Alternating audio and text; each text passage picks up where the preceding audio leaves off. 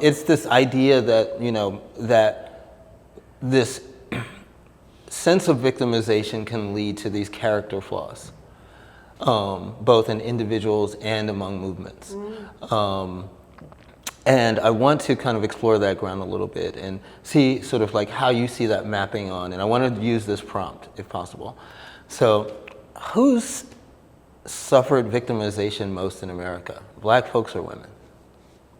Oh, now I'm going to have a really We're going somewhere controversial with it. answer. I think we all suffer the exact same amount of suffering in different forms.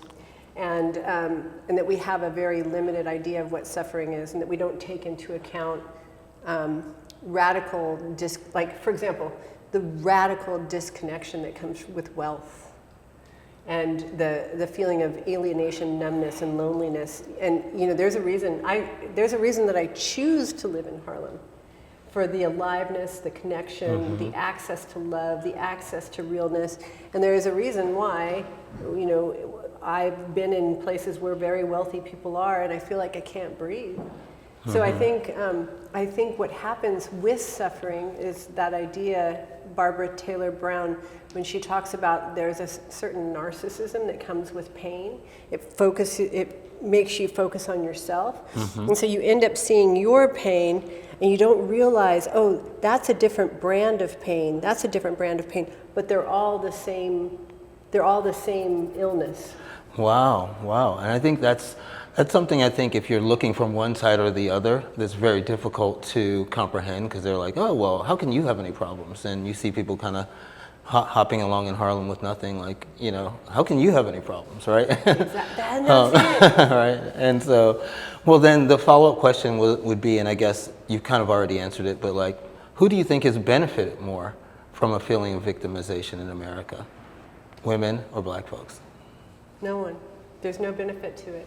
I think it's that, to me, I talk about, I think it's called the 4B movement, where the women are shaving their heads and they've stopped having sex, and I keep saying, oh, that's like not drinking water and expecting the other person to die of dehydration.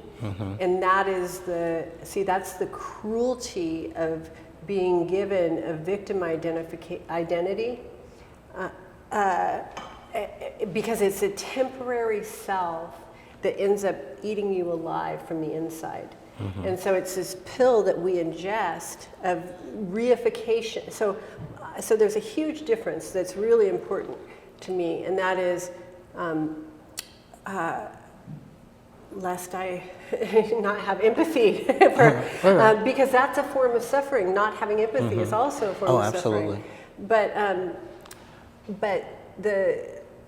there's a huge difference between saying, I feel tremendous pain. I've experienced being harmed in my life. That is the vulnerability that keeps you alive. The reification and solidification around that identity, that forces you to look inward at that wound rather than using that to propel you outward into creation. That is the way we keep people enslaved.